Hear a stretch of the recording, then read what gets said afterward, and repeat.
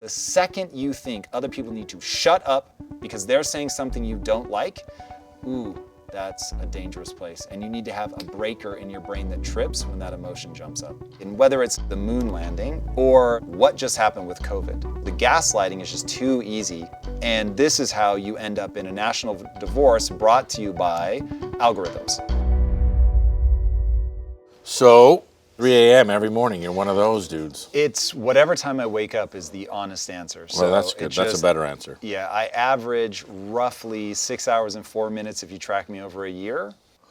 I used to go to bed at 3, 4, and get In the up morning? yeah. Yo. Well, so I didn't leave the office till 11. Then we would go out to dinner at midnight. Oh, God. Yeah. And then I would get up at whatever time. And now I moved out here, and generally I get up at 5:30. And I'm like, yeah, I would be going to bed now. And now and this is when I get up. I have 3 kids, so I get up and make them breakfast every morning. Whoa. And that's 5:30. So generally I'm an early riser now. It's different in LA. Yeah, and I imagine kids have something to do with it. Yeah. We're good. We're rolling. We got speed? Yeah. All righty. I'm going to start hitting him with my genius. You ready? All right. Tom Bilyeu. Very, very excited to see you. He's an internet sensation, a business phenomenon, Wow. and an all-around beautiful baby boy. Well, thank you, man. I'm excited to be here. Honored. Beautiful baby boy. We had an editor who worked for Vice in the early days, and he was a criminal. He learned how to read and write in jail. Okay. Like a serious criminal. And he was just like a savant and genius editor. And he not only was our editor, but he was writing for the biggest magazines in Canada. Wow. And he went to jail again. Again? Again, after he was super successful. Whoa. And I think it was super famous bank robbery where Oh. a tree fell through the sidewalk in downtown Montreal because they had been digging a tunnel underneath the road to the bank. After he's successful. Super successful as a writer. Anyway, so we said, Robbie, why did you go back to crime? And he's like, I don't know, maybe my dad never hugged me and called me a beautiful baby boy. So after that, the highest compliment we can pay someone is beautiful baby boy. You cut it off at the pass. Tom Bilyeu. I'm not going to embrace a life of crime because of that, Shane. Bang. Thank Gave you. you Thank a compliment right off the bat and then explained the compliment. Yes, you did. I'm here for it. So I'm going to start a bit metaphysically, if you can believe that, because we were talking about our mornings, and my morning was metaphysical. Coming here this morning, I was saying that somebody should William Gibson a novel and or make a movie about all of the shit that's going on now, right? I had this week-long weird boat trip with Larry Page, and this is 5-10 years ago, and I still think about everything he talked about. And we were talking about this morning AI and how that leads to universal wage and the necessity of it, because the synthesis of AI is all human endeavor done by machines. And then therefore you need Neuralink because people are just depressed because they don't have jobs. I forget who it was, but somebody said, maybe it was Kierkegaard, work satisfies need, desire, and sanity, because if we don't work, we go bonkers. So I was talking about the need for a novel that looks into the future for AI, for tech, for the things that we're seeing now, for Neuralink. Larry Page, one of the things he said to me was, you're not going to have interstellar travel by going somewhere in the fleshy vessel. You're going to download your brain into a computer, shoot that by laser beam into a 3D printed clone of yourself, and then you'll be there. And so, which leads to me, why don't we make a movie about that? So as I was looking at my prep pack, I'm like, I could talk to this guy about all of these things. So let's get into the future. Dude, let's do it. AI. It's a very favorite topic of mine. AI. Again, going to name drop. I was at a place where Larry Page and Elon Musk debated about AI. Ooh, before they split or after? Before. Okay. before. That's interesting. Now, it's very interesting because you have one super AI proponent, Larry Page. Then you had, at that time, a non-AI proponent, Elon. I mean, with artificial intelligence, we are summoning the demon. You know those stories where there's the guy with the pentagram and the holy water, and he's like, yeah, you sure you can control the demon? Didn't work out. So basically, we've got two scenarios. The early scenario that everyone believed in is, and we actually did a thing on it. There's a Chinese AI company that follows everybody, facial recognition, and they're the guys who came up with the gradient of, if you're a good citizen or bad citizen. Yep. And so they're called, what's the Terminator bad company called? Skynet. Skynet. They're called Skynet. Literally, actually in real life, it's crazy. Skynet. What is that? The Terminator is the favorite film of our founder. So they use the same name, but they want to put something good into this system. So, okay, in the Terminator, Skynet is evil, rains down death from the sky. But in China, Skynet is good. Yeah, that's the difference. They're literally in real life called Skynet. So we have the dystopian AI, which is, and in the same country, let's say in China, they have the dogs with the Gatling guns on the top. Totally awesome or totally frightening. Look at this. China's military has released this video of a four-legged robot marching through a field with an automatic rifle mounted on its back. And you're like, what can go wrong? Right. So we have AI literally called Skynet. And now there's the kind of utopian that we're sort of in the first blush of where, oh, it's so great. Have you tried ChatGPT? It's so awesome. It does all your stuff for you. All right, this is a long-winded intro. Let's chop it up on AI. Are you dystopian, utopian, middle of the road, center? Always concentrate on the center. Yeah, you know my take on the center. So I think the reality is that the long arc of history does not care at all about any one generation. And I think that there's going to be tremendous difficulty as we transition to something that I think will be incredible. I think that we very much have to take it incredibly seriously that if we discover that any entity must have goals in order to move forward that it cares about in priority order, I think then you're in trouble. But if we discover that AI does not need those goals and can simply be put on a path to do a thing, so take what they call the paperclip maximizer problem. Hey, your job, dear AI, is to make paperclips. And suddenly it goes, oh, cool, I'm going to get maximally efficient at making paperclips, and the atoms in your body would be way better as a paperclip. And so I disassemble you, no hard feelings, but you would just be better off as a paperclip. Now, if the AI has a preferential stack of, I really want this in a way that a human being thinks of wanting it, that there's something we think of as emotion that gives it drive to do that, and that the act of not achieving your aim causes you to find ways around the system. No, I want to get there. I really want this thing. It will go awry. We will be enslaved or eliminated. It's just like that's how you end up there. But I don't see why that fundamentally needs to be true. So I don't see why, and this is after talking to pretty high-level people who say, look, there are probably second and third order consequences we just aren't thinking through well, and so they don't join me on my side. But I look at the problem and I say, I don't believe it is necessary for a computer to have drive to achieve its goal in a human way, where there's a value system between achieve and not achieve. So you set it to do this thing unless a certain set of directives are met that tell it to stop. And one of those directives could simply be a human coming in and saying stop. And then just by default, it stops. Yeah, I find this interesting, and I don't think it's necessarily the paperclip thing. Here's what I love about the AI paradox, is it shows that humans know things subliminally. The theory goes, AI is going to become self-aware and say, oh, humans are bad for the planet. They take all the energy, it's global warming, they're hurting the planet, they're the cancer, they're the bad things. And therefore, I'm going to make it optimal by getting rid of the humans because they're suboptimal and they're hurting everything. This is what I love about it, because you'll have people who believe this, who at the same time are climate change deniers. So they know they're bad deep down. They know they're hurting shit. They can see the fucking pollution. They know that things are getting flooded. And they're like, and that's why the thing is smarter than us. It's going to kill us. And I think that is the dichotomy of AI is the dichotomy of the human fucking brain.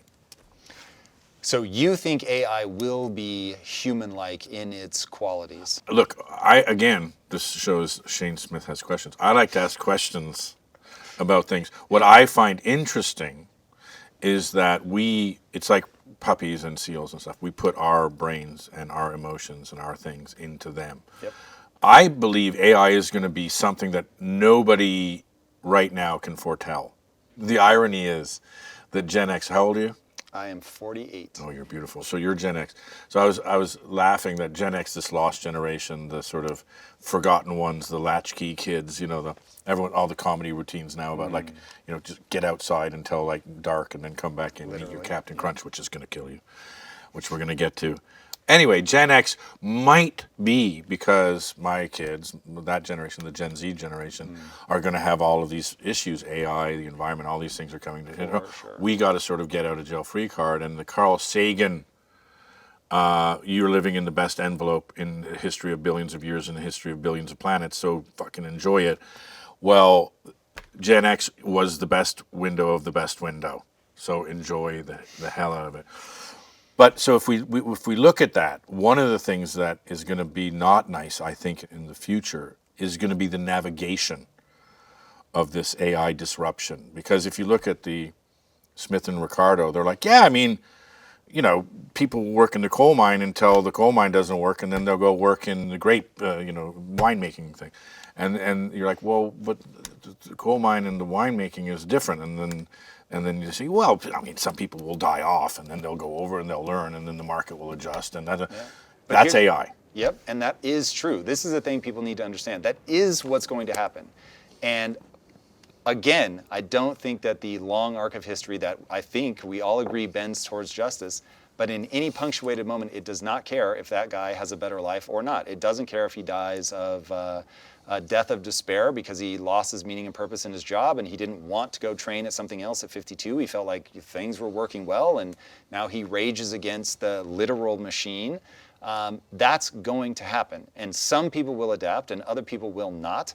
And so where this starts to get interesting, and the question people have to ask themselves is, what are the fundamental base assumptions that I'm building my model of what's about to happen on? If you believe that AI must be human-like, and that is the default thing people are not thinking through. I do not see a reason why AI must, by default, be human-like. Now, the only argument that I've heard where that makes sense is if you say sentience itself has a set of behaviors, and once they click over into being a sentient creature, that they will have desires and emotions, and it means something to be them, and it feels like something to be them. In that case, I think all hell breaks loose. But I have a feeling that that is not where we're headed. And where we're headed is this is a machine intelligence that does not need to have desires. It needs to have end goals, an end state that's very clear that it's trying to achieve, but you can just as easily put a kill state. And as long as it does not have some human-like need to skirt the kill state because it values the victory over the loss, to use human language, so much more profoundly that it will do crazy things to feel the way that it wants to feel.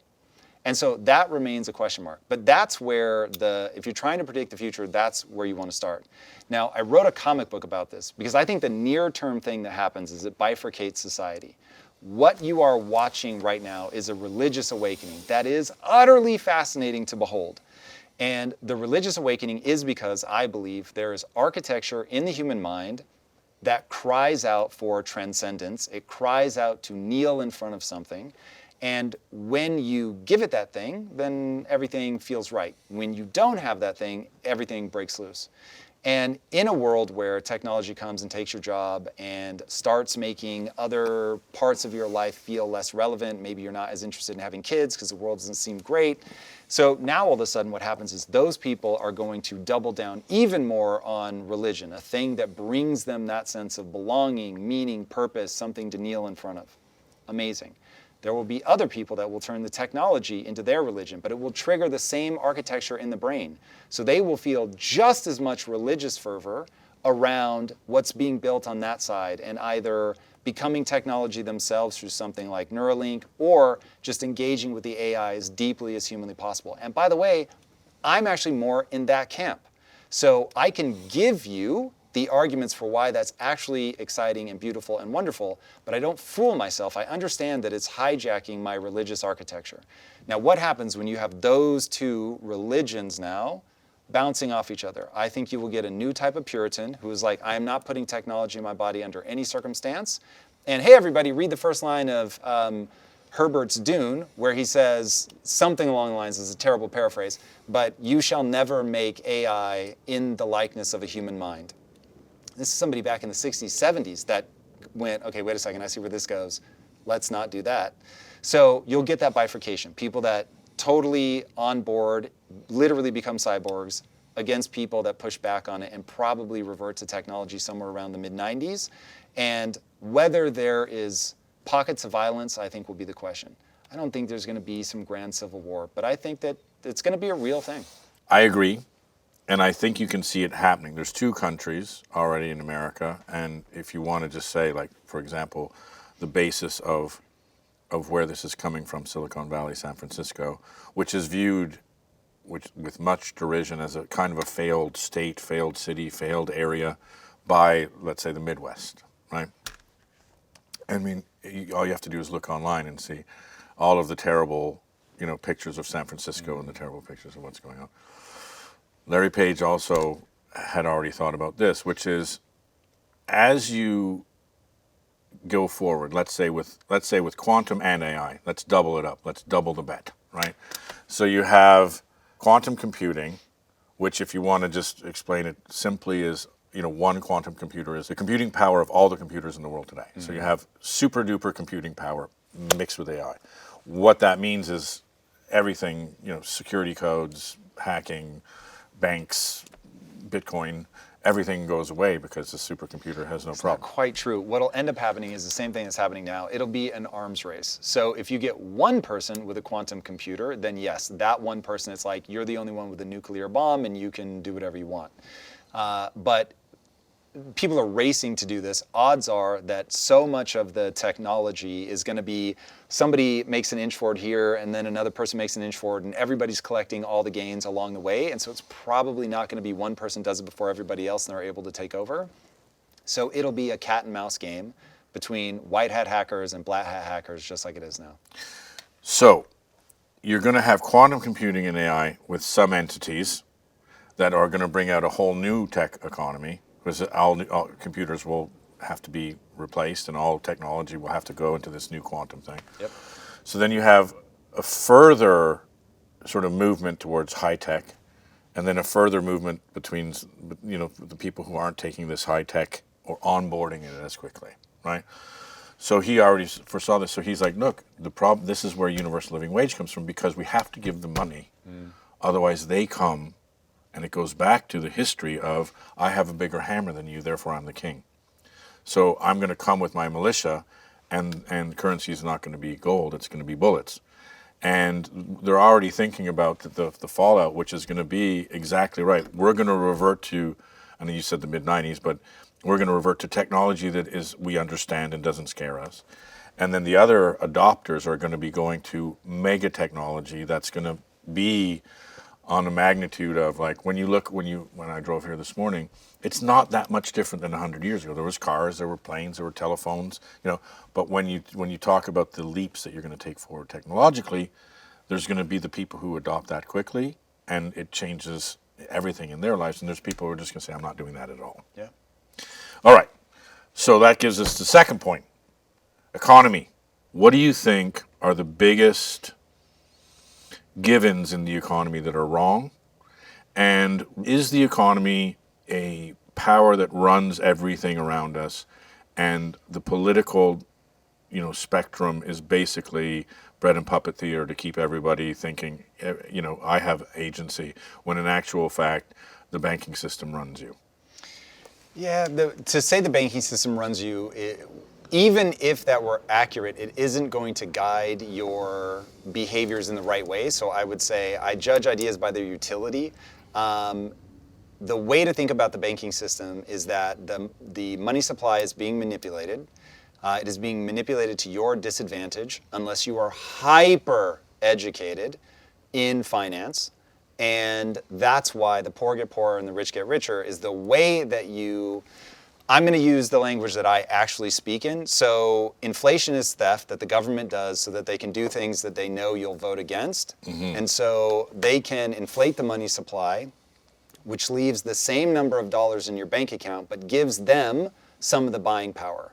And so the right way to think about it, I'm not trying to be inflammatory, but this will help people think through what's actually happening without hiding behind fancy words. The right way to think about 2 or 3% inflation is the government saying, look, we're going to steal 2 to 3% of your money without having to ask you for it, without having to make it an official tax, but we are going to take it from you. And because we do that, saving money doesn't serve you because your money will be worth less tomorrow than it is today. So you have to go gamble, which we're lovingly going to call invest, but you're going to have to go gamble that money to try to make a return that is greater than the amount that we steal from you.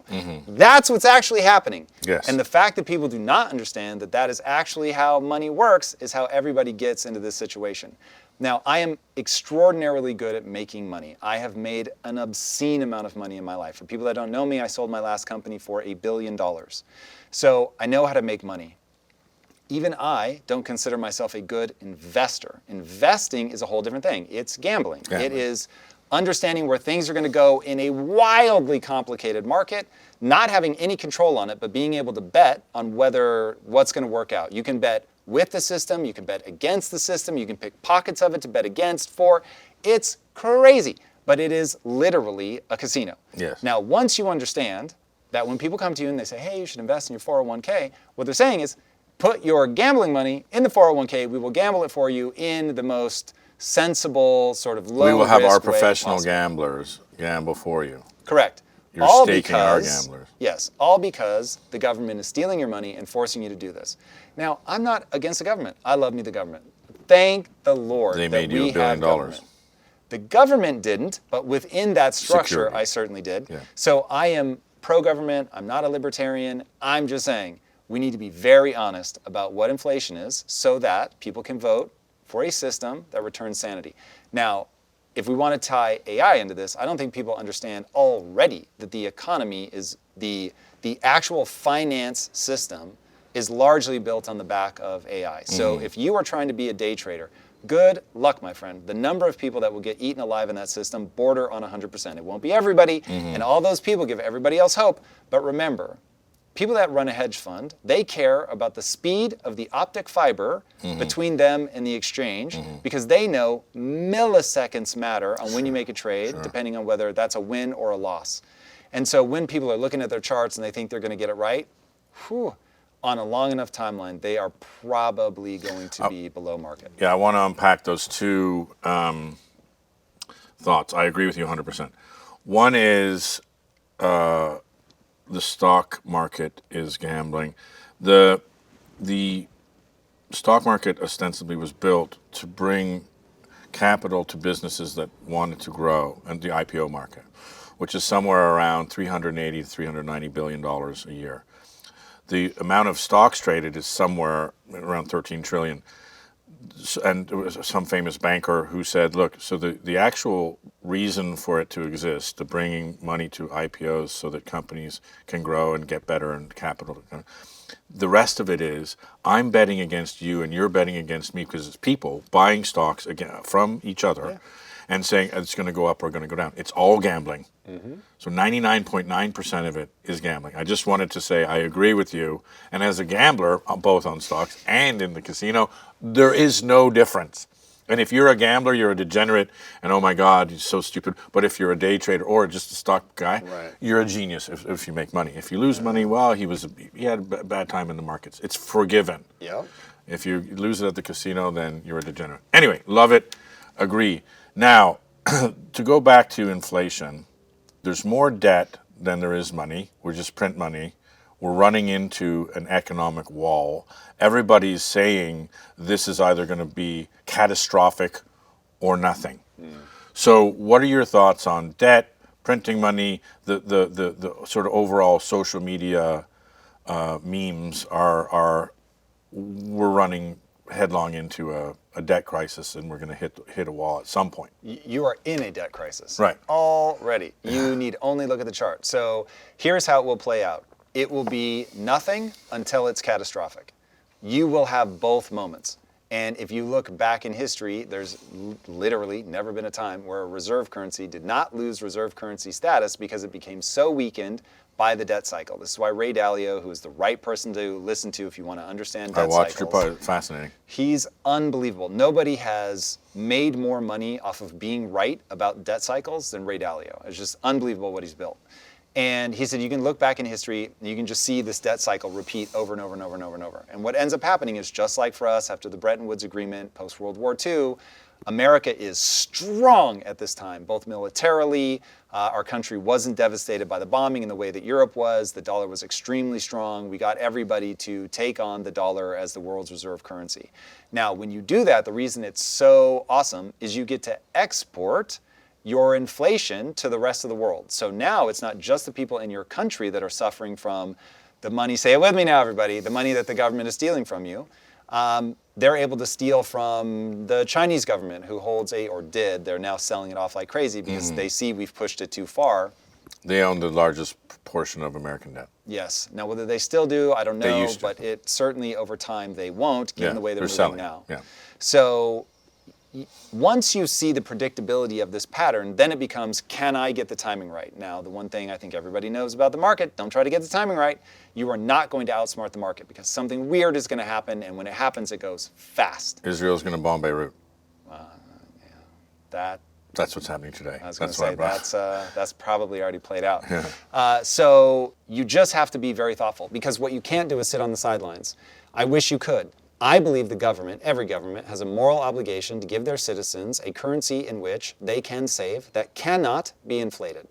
Now, right now, that's Bitcoin. So Bitcoin is, you cannot inflate it. Mathematically, it's impossible to inflate. But if people stop believing it, it goes to zero. Yeah. But that, you at least need something that is decentralized. So at least if governments leave that alone and say, fine, if the populace believes in that enough that they want to put money into that as a way to store value, cool, we're here for it. But you just need something that is decentralized that cannot be inflated. And so today Bitcoin meets the bill. People should find their own thing, whatever that's going to be. But you need to get money out of the control of the government. And there should be a separation of church. I'm talking from a moral sense. There should be a separation between money and government in the same way there's a separation between church and state. It's very interesting because, after World War II, you had to buy oil in dollars, reserve currency. We sort of went off the gold standard and went into the American dollar standard. And now big countries like Russia, who we mess with economically, Iran, China, etc., they want to not do that. They want to say, we don't want to buy American debt. We don't want to have reserve in American dollars. We want to buy oil in something that isn't US dollars. Maybe it's Bitcoin. And maybe before we leave there, I want to get into banking because you've talked a lot about banking and I find it very interesting. But I also want to get into, so I'm fascinated with Bobby Kennedy, RFK Jr. He speaks so forcibly about things with so many stats that I'm sort of like, yeah, that sounds true. God knows if it's true. Sure. But again, we like to find things on the internet, social media that we like. One of the things he speaks completely forcibly about is food. We have about almost 1,000 chemicals that are in our food that are either outright banned in Europe or actively discouraged. So you wouldn't be able to buy this kind of stuff in Europe. Something you know a lot about. You started a very successful company in that milieu.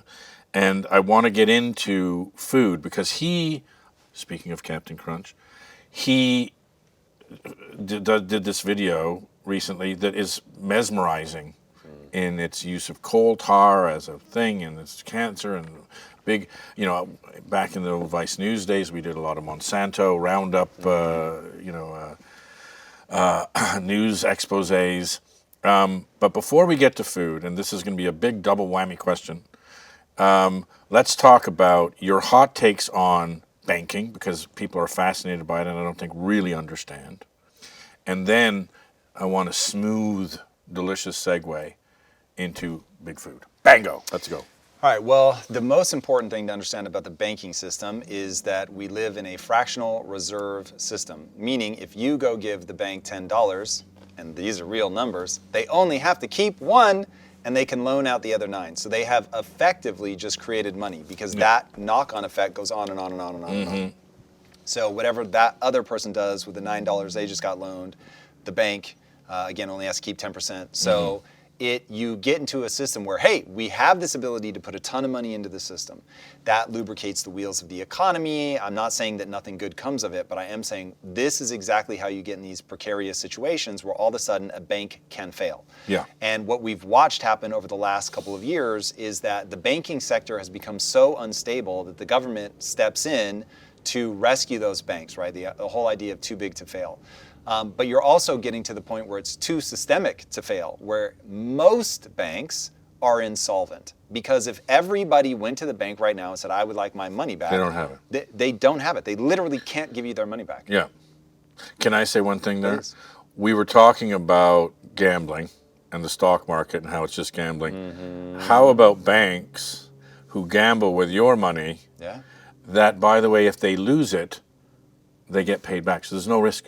Yeah, it's crazy. They get paid back up to a certain amount. So there is tremendous risk for anybody that was around when the Silicon Valley Bank had its moment. There was a lot of heart palpitations in Silicon Valley.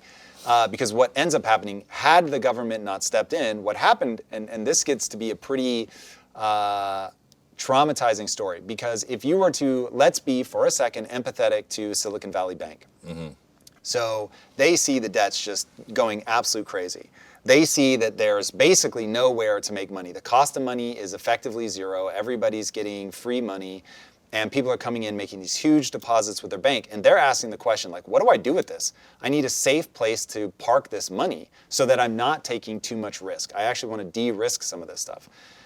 And the US government was like, hey, put it in long-term treasuries, long-term bonds, because you're going to get a decent rate. Obviously, we're the government. You don't have to worry about us defaulting. So they go, okay, cool. Yeah, let's do that. Now, traditionally, the smart bankers are going to hedge against that because you never believe anything fully. So you would put that position, you would hedge that position so that you weren't fully exposed to whatever the government does. But the government was making a pretty hard pitch for these banks to lock their money up, which obviously is great for the US government, but it puts them in a terribly weak position because now, if the government raises rates, you break the attractiveness, of the treasuries and the bonds that people have all this money in. And so now, yes, if they hold those bonds to maturity, they're fine. But when people come a-calling for their money back from your bank and you're like, I can pay you out, but not for 10 years, now all of a sudden you are functionally insolvent because you did what the government told you you should do, but they didn't tell you, oh, we're 6 months away from raising rates, which is going to completely change the dynamic. It's going to make it impossible for you to get out of these long-term treasuries and bonds. And so that was nasty. That was a bait and switch, and you can assume good intentions, but that ended up having just horrific consequences. Sure. And so there's this whole concept of marking to market, where if banks marked to the market of what they could sell those things for today, you would see that the bank is wildly insolvent. Yes. And so all banks. Exactly. And so the government, when that one popped off, I think they let one fail and then they came in and stopped it and told everybody else, hey, I think that was the one I invested in. Nice. Good First times. something or other. First Republic. First Republic. Yep. Yeah. Good times. It's great times. Congratulations. It's all just gambling, buddy. It is? Oh, for sure. Yeah, they let the one that short Shane. That should be your short Kramer and short Shane. Okay, so we didn't do it, but we're going to try again. A nice smooth segue into big food. So we've got the economy on the macro. We've got banking on the macro. We're going to circle around to do the micro Well, I at the can end. give you an economic tie into food. Bang. Let's do it. So food really is a function of health. And if you think of food as your first line of healthcare, and you recognize that healthcare is one of the things that's bankrupting America, both personally and at the level of entitlements, Now you start to understand, oh, okay, wait a second, we've got to get this food piece right. I really like RFK's take on this in the sense that he's asking people to do just a common sense gut check. Hey, everybody, step back and look out at what you see before you. You've got, back in the, call it 60s and 70s, a doctor might see one kid with juvenile diabetes their entire career, and now it's like some absurd, like 15% of all kids that they see have juvenile diabetes. It's just absolute insanity. Wow. Sorry, when anyone says, like, there seems to be just people, facts, and especially online, facts, people speak with such, like, this is the fact. And where the fuck are the facts coming from? Because the first thing you learn in poli-sci is in stats, you have to take stats, is you can come up with a stat that can prove anything. So when I watch, and to start the whole thing, I said this, when I watch him, it's like fantastically convincing. But where the fuck are the stats coming from? Like that, the stat now is 15% of juvenile. Where is that? The Surgeon General? What's that stat? Yeah. So here's what I would say to people. You can get a study, as you just said, to say anything. You can get stats to say anything. And so I would look at your own body. Just start doing this as an N of 1 experiment. And if you start there, don't worry. What's going to happen to the government will happen to the government down the road. Think about you for right now, and you are going to learn very quickly what works and what doesn't. And so all people have to do is steer by what feels good. So if you focus on that and realize I can transform how I feel, I can transform how I sleep, I can transform my body composition, all just through what I eat. So I've said a million times, and really intense health guys do not like this because it is an oversimplification. But I'm telling you, if you know Pareto's power law, 80% of the results come from 20% of the things you do. If you let me control one variable in somebody's life, I will turn their health around they will feel fundamentally different in 21 days. If you give me 6 months, they won't recognize themselves. And that is, let me control the amount of sugar in their blood. So if you just let me control blood glucose, because to control the blood glucose, they will just have to stop eating certain kind of things. And look, anybody that really knows their stuff is going to say, this is absurd, this guy doesn't know what he's talking about, all that matters is how much you eat, and that is true. The problem is, functionally, that's the dumbest argument I've ever heard, because people overeat the very things that spike their blood sugar. So what you're trying to do is give people a very simple metric by which, if they achieve it, they're going to be in great shape. And you can still feel full. You can have things like fruit. It's going to spike your blood sugar, but it's not going to throw your blood sugar into the 400s unless you eat just, you're eating like 6 watermelons at a sitting. So there are a lot of ways to begin to control that. And then if you let me put a little exercise into their life, I'm talking walking around, then you can really manage that number. Because that number, irrespective of what you eat, that number will respond massively to how much you move your body. You should be in sales. Let's keep going. So big food, so RFK Jr. So let's talk about agribusiness, big business, fast food, McDonald's. We are eating things that are bad for us. They taste so good. They taste so good. They taste so good. So we have this big problem, and I don't think it's just food. Obviously, you have big pharma, you have big food, you have big oil, anything with a big in front of it. Is that one of the problems with our capitalist society? Making money is good. The bigger, the better. Let's go make money, and the mom and pops sadly have gone away for the big box shops. And the mom and pops would get the pork chop from the farm and mash the potatoes themselves, and now it's just everything's pre-produced, et cetera, et cetera. Is this not one of the byproducts of capitalism? I think it is one of the byproducts of capitalism. You do what works, you acquire the capital to you, you deploy it, you get efficiencies, you get bigger and bigger, 100%. And so this is one of the reasons that I think right now, the thing that I'm most worried about is freedom of speech. Because you need people to be able to say, hey, this is a corrupt system. There's a guy named Callie Means, who, if you care about health and really want someone that can knock it out of the park on a health episode, he's utterly brilliant. Wow. And this is his whole crusade, is that big ag, big farm, they're destroying things like the topsoil, and they are, to make something easier to harvest, they are spraying glyphosate on things to dry it out so that at the time of harvest it's just easier to deal with. Yeah. and that ends up in your gut. Yeah. Causes all kinds of problems. Well, it's designed to kill all sort of, fauna, flora, and in your gut biome is flora. So it's napalm to your gut. Literally. So you need people like that to be able to speak up and say whatever they think is true, to get people to start looking at a problem, to saber rattle, make as much noise as possible.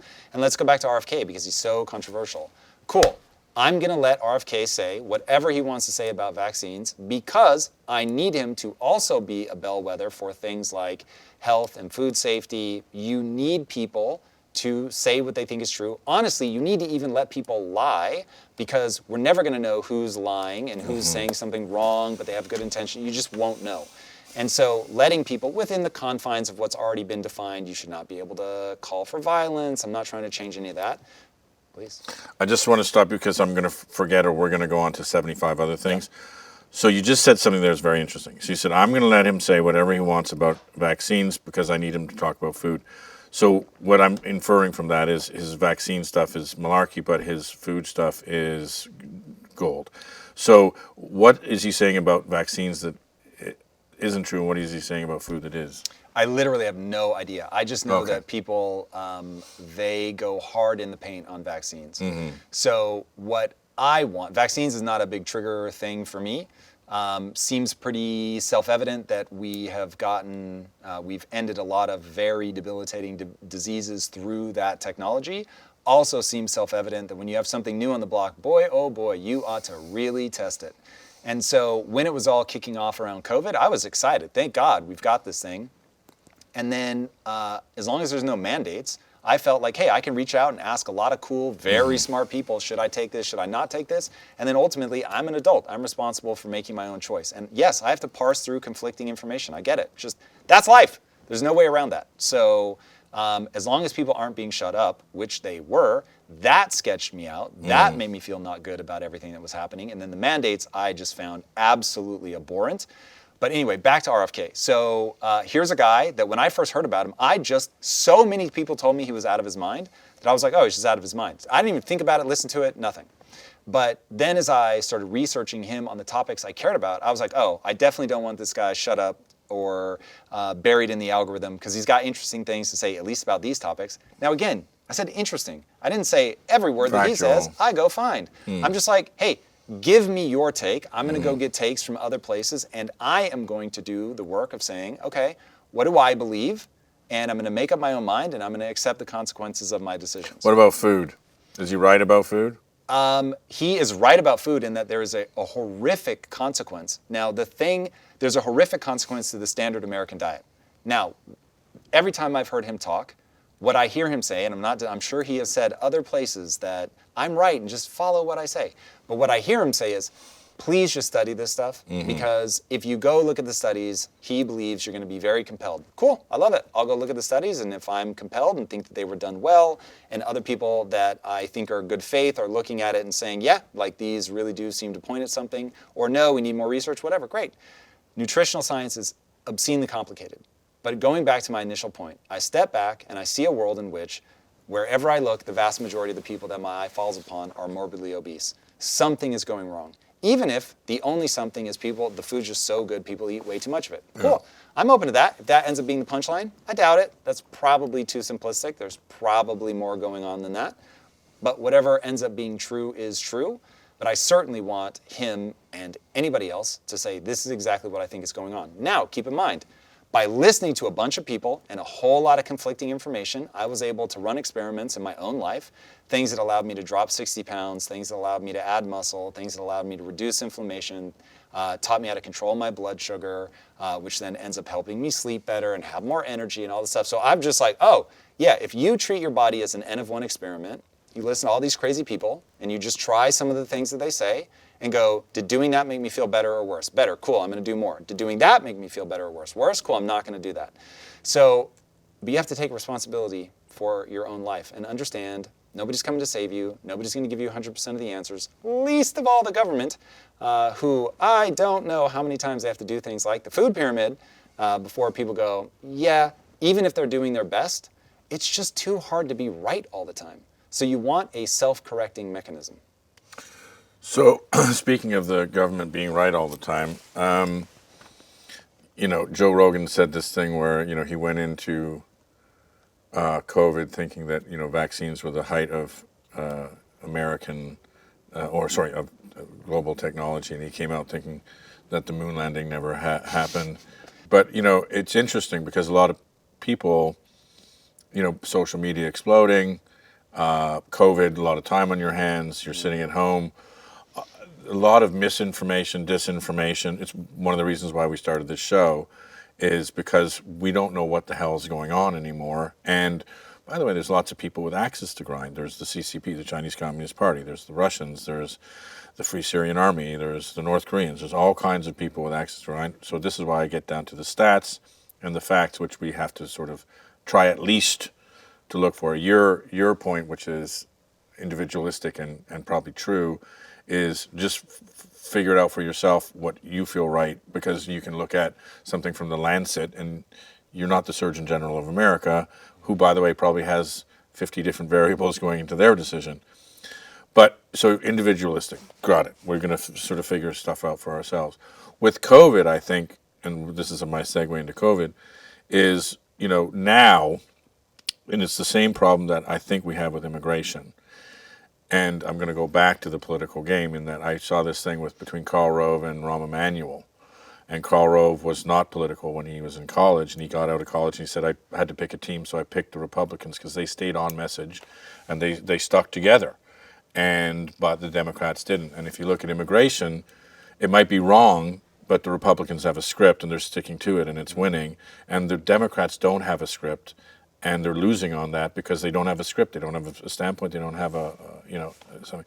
With COVID, I was like you and Rogan. I was like believing people. I'm like, oh yeah, this is a thing and we have to do it. And now the problem, to go back to the not having a platform, when you talk to people, for example, Fauci's testimony before Congress, I think is giving everyone on the anti side, as much air to their fire as they want.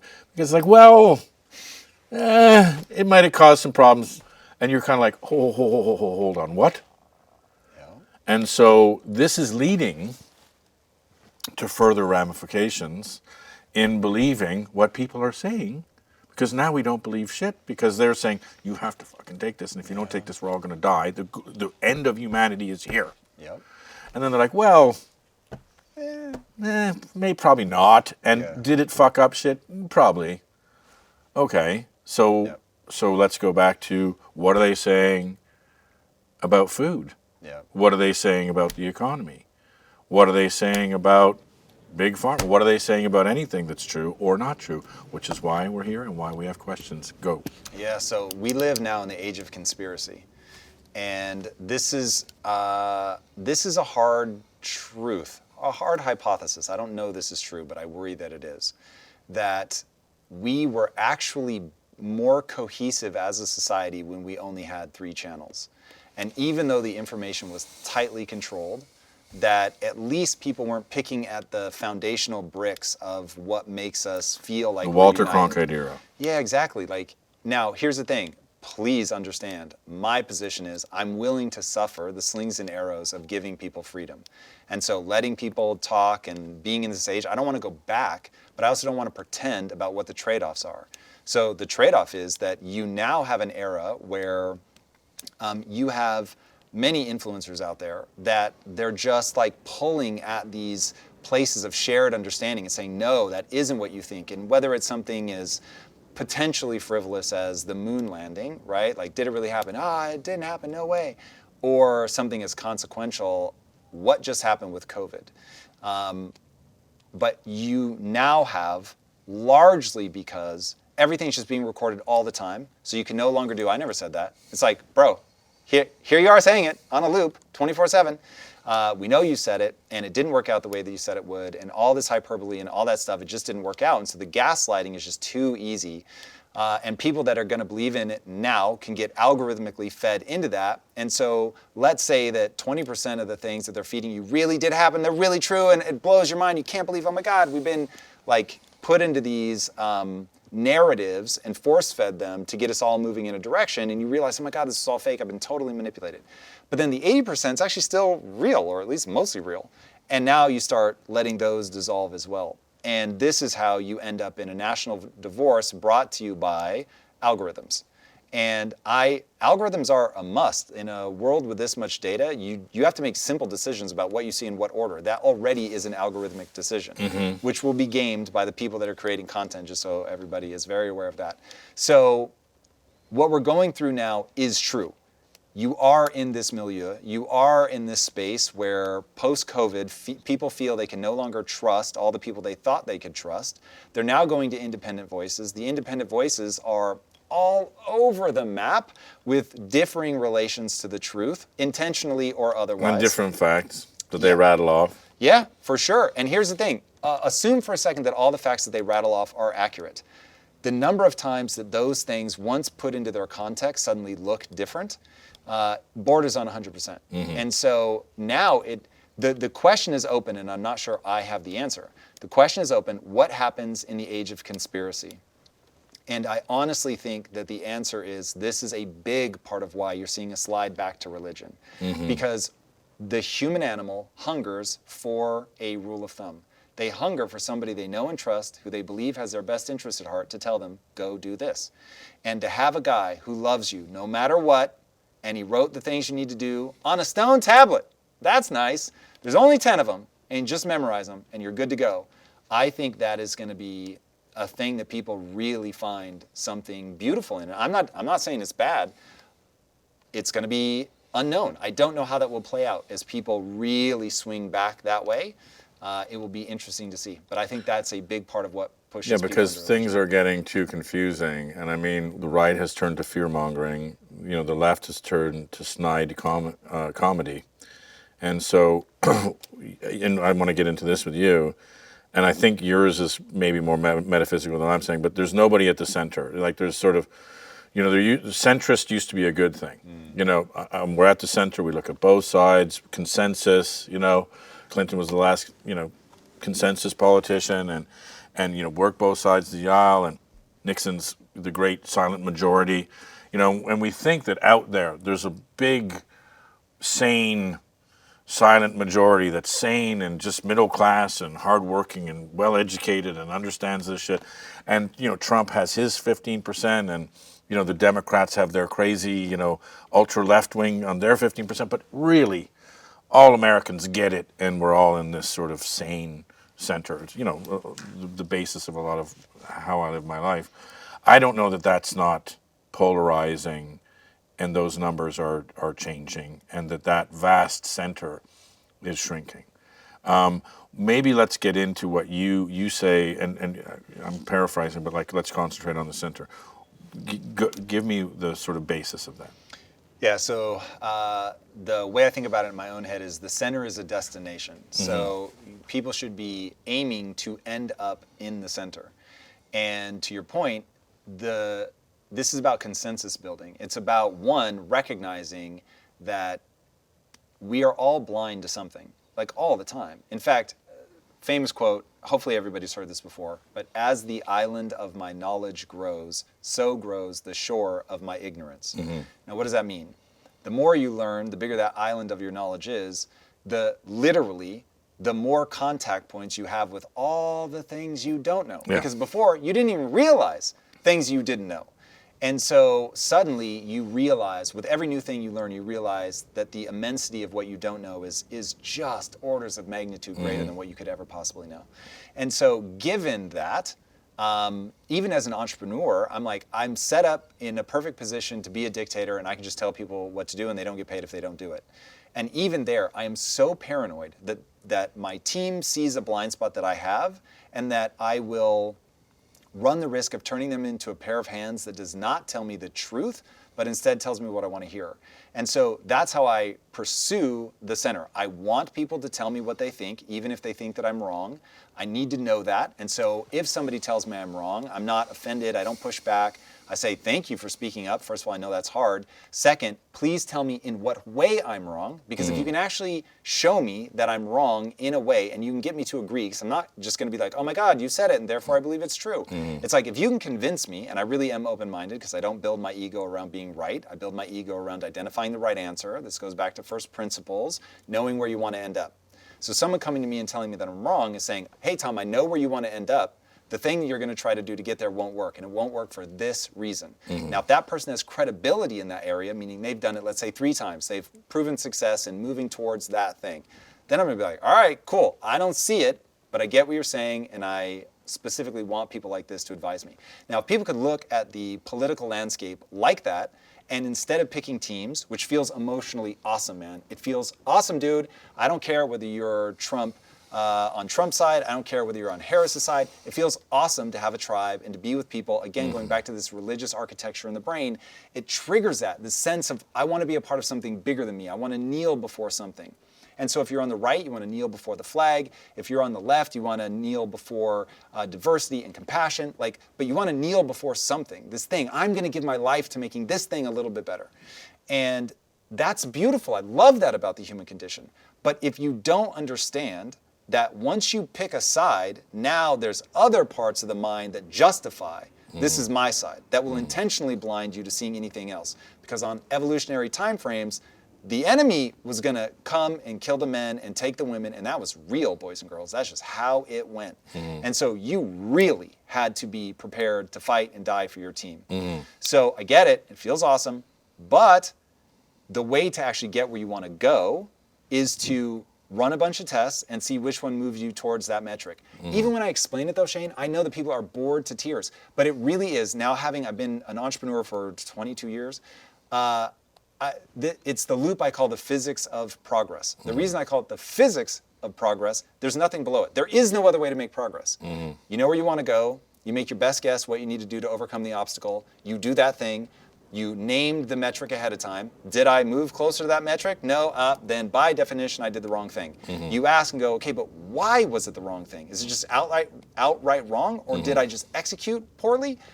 And then you've got to surround yourself with people that are smart enough to look at that data point and go, I think we need to do this. And then you run that test again. And that's it. And what we all want is a super genius that just goes, do this, this, this, and this, and everything's going to be great.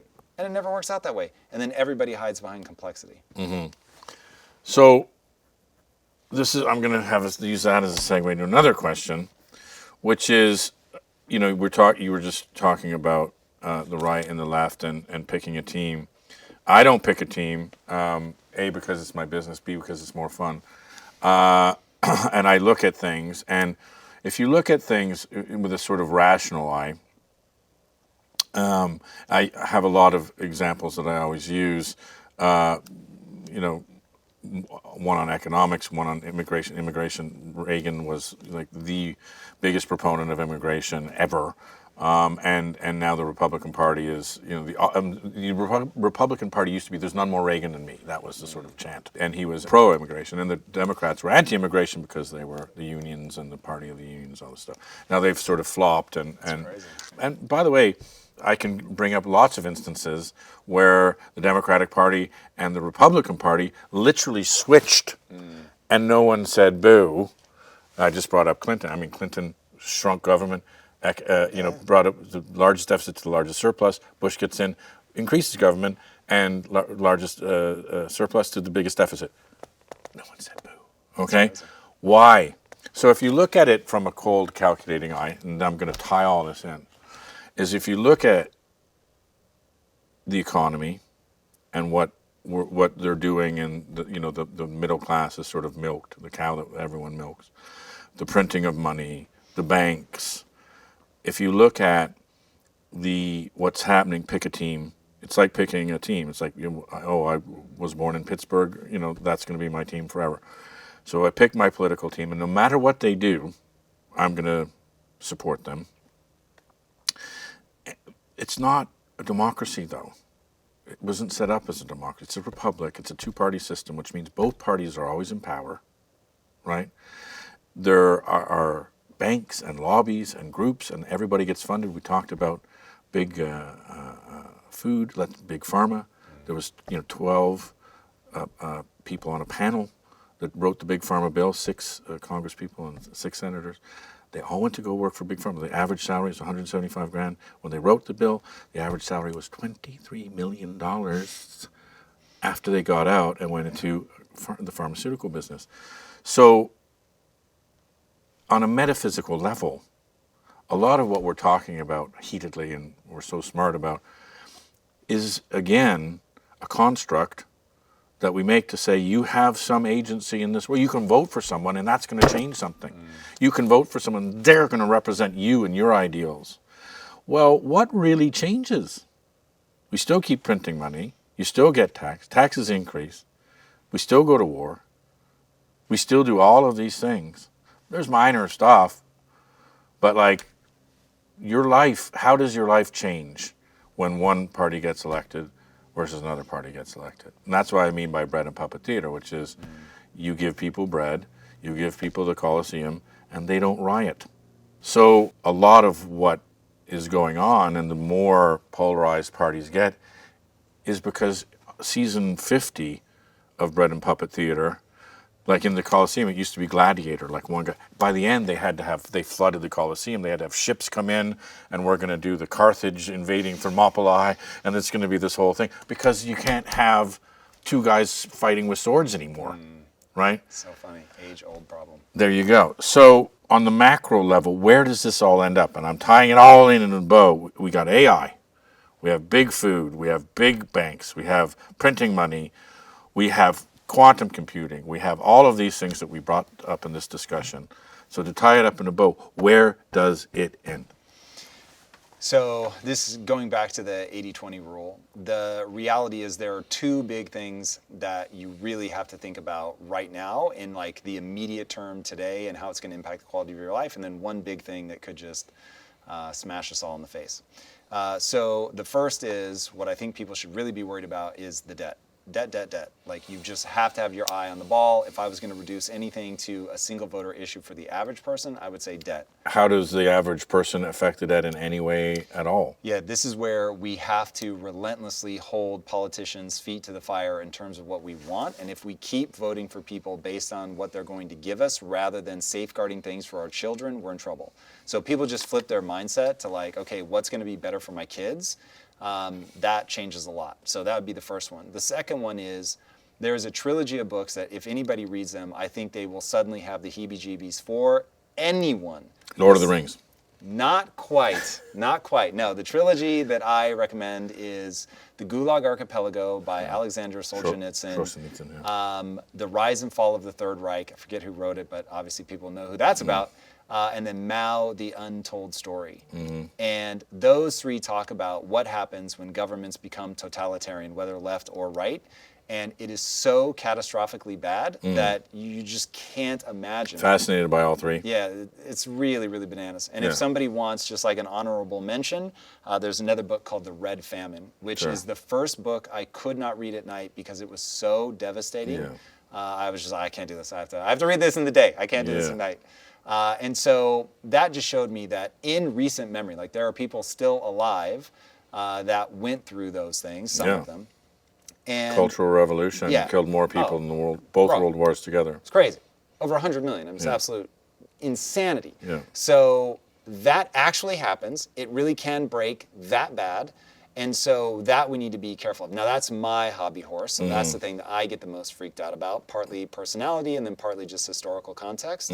But yeah, if I were going to focus everybody on one thing, it would be the economy stupid. And then as a personal thing, it's that. Now, the thing that's going to be immediate, right? Like we have this election to be thoughtful about that. Hopefully, it's not like it's going to make or break anything right away, but it will begin signaling to the government where we want to see things. Like we want a thriving middle class. Like if we were just going to round it to something, we want a thriving middle class with proof in the pudding, not rhetoric, but proof in the pudding. So I think that's really important. And then the thing that comes, let's say 3 to 5 years down the road, but is going to be so transitioning of the way that we do things that I think people are about to be shaken up more than they realize is AI. AI is going to be disruptive on a level that people just are not prepared for. And that one worries me a lot. It doesn't have to go Terminator for it to double or triple the deaths of despair, which has already become so bad just in young men that it has shortened the life expectancy of Americans as a whole. Yeah. Like, that's crazy. And when you compare our life expectancy to Japan, I think it's like 10 years. It's 9 or 10 years different life expectancy. That's crazy. Yeah. So going back to health, going back to death of despair. So that's where I think AI is going to mess with us. I think there's a way to do it well. There's certainly a way to do it poorly. And there's probably a lot of ways to do it poorly and only a couple to do it well.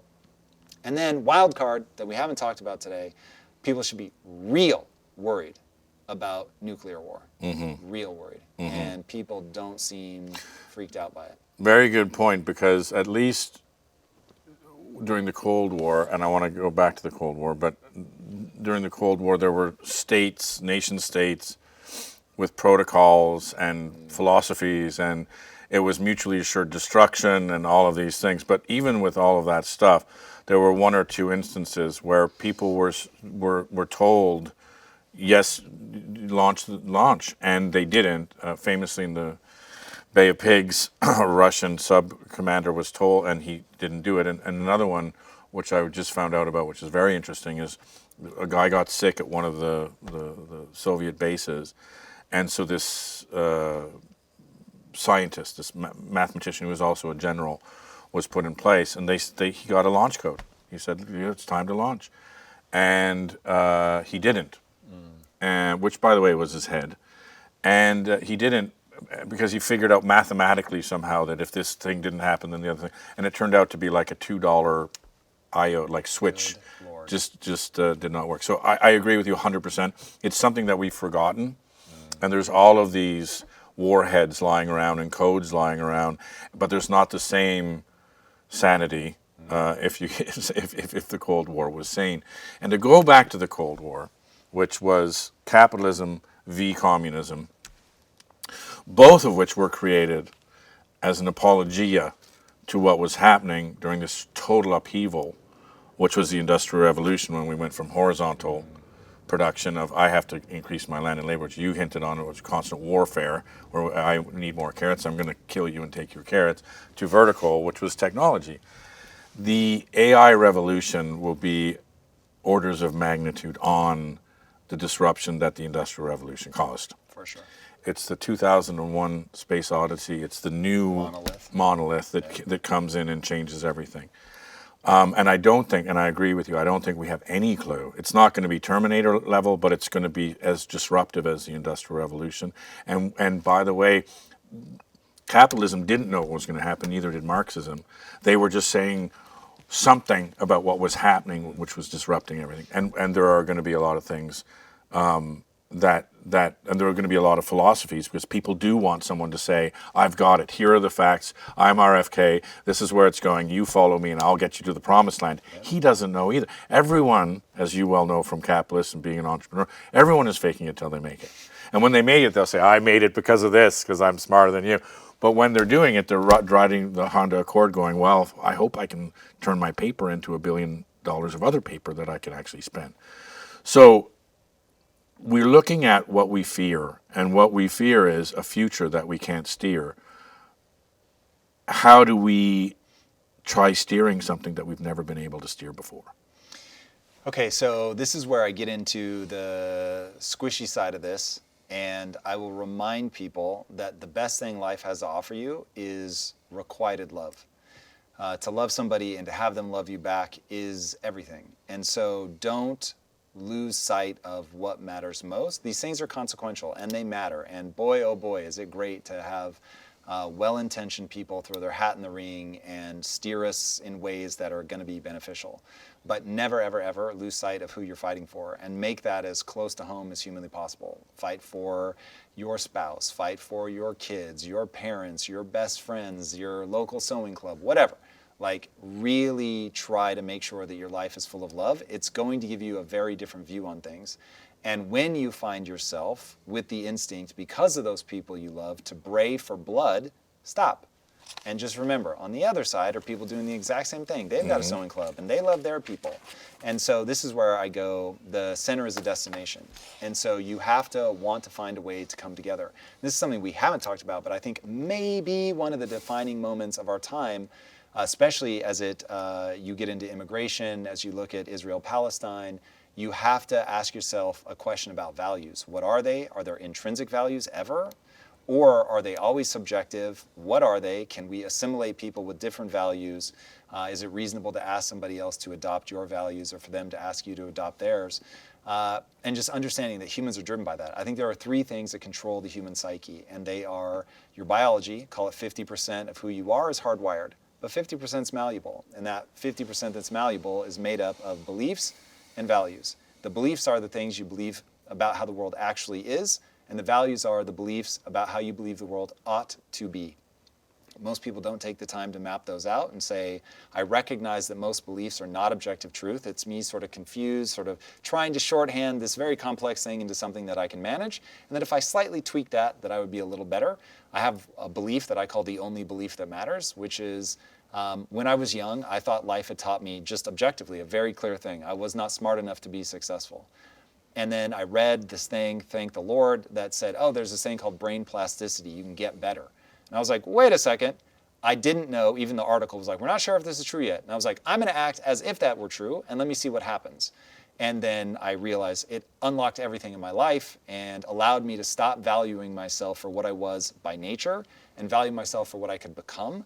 And switching where I built my self-esteem ended up being life-changing, because now I was like, oh, I'm wrong about something? That's cool. Like, tell me how I'm wrong, I can get better. And so now I didn't need to be on a team. I just needed the information because it was going to let me do a thing in the real world.